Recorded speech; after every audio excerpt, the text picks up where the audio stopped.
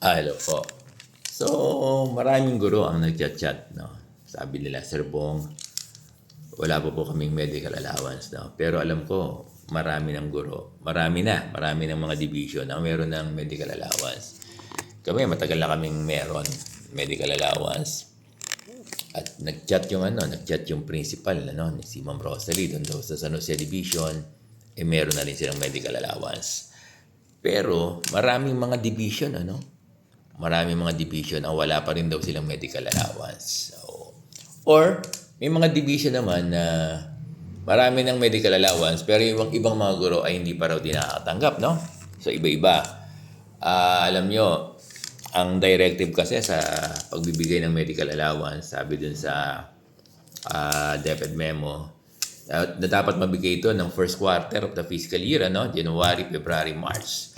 So matatapos na yung March next week. So dapat yung mga division office natin, so nag-a-appeal tayo sa ating mga division office buong bansa na sana po yung medical allowance sa mga guro ay maibigay na, no?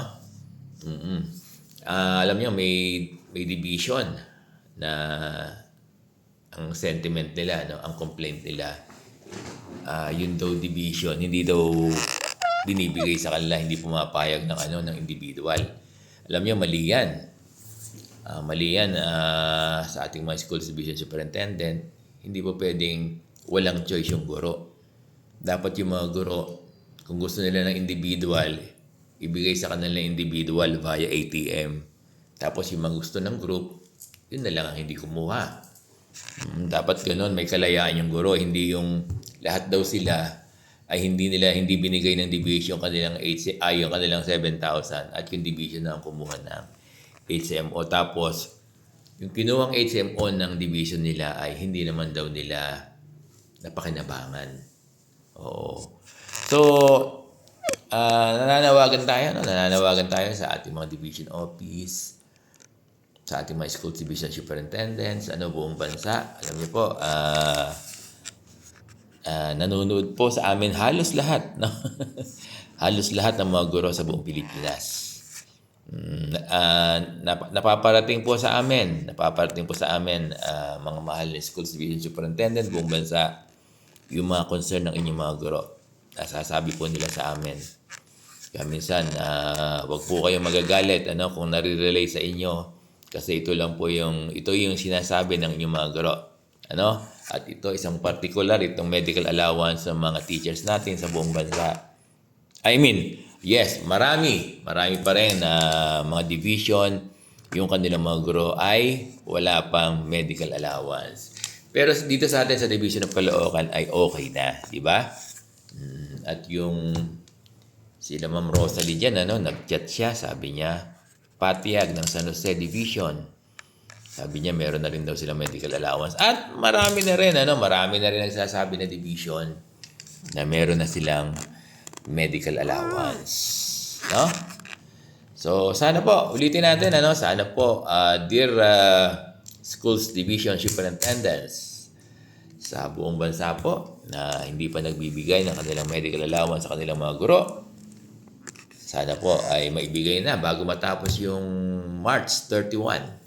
At sana po, nakikiusap tayo sa ating mga schools division superintendent na dapat bigyan ng kalayaan yung mga teacher. Kung anong gusto nila, kung gusto nila ng individual, ibigay sa ATM nila, ipasok sa ATM nila. Tapos, yung mga gusto ng group, yun na lang ang ikuha ng group. Diba? At kasi may division daw na hindi ibinibigay ng individual, yung division na ang kumukuha ng ng HMO. Meron bang hocus-pocus? Wala naman, wala akong nakikita. Meron bang kita yung schools division superintendent doon? Tingin ko wala naman. Wala naman. Hindi naman nagbibigay ng yung mga HMO eh. Kaya lang, bakit hindi na lang yung sa mga gusto? Alam niyo, sa totoo lang, maganda talaga yung group. Kasi group Sir Bong eh. Kaya lang, sana maintindihan ng ating mga schools division superintendent, although alam natin na maganda yung group, kaya lang gusto ng mga teachers yung cash na papasok sa ATM nila, dapat ipasok sa ATM nila. Kasi kung hindi nyo po binibigay ng individual sa mga guro, nagkakaroon ng issue, kung ano na pa iniisip. Ako naniniwala ako, walang ano dyan. Walang pera-pera dyan. Oo. Naniniwala ako na talagang yung concern lang ng division ay talagang, kasi maganda kasi yung group. Kasi mas marami, mas malaki yung package. Ganun yun. So, kaya lang, gusto ng mga guro nyo ng individual. Ano po? Sana ibigay ng individual sa mga gusto ng individual. Okay? So, maraming salamat po, dear teachers, dear superintendents, yung mga nanonood sa atin buong bansa. Magandang umaga po.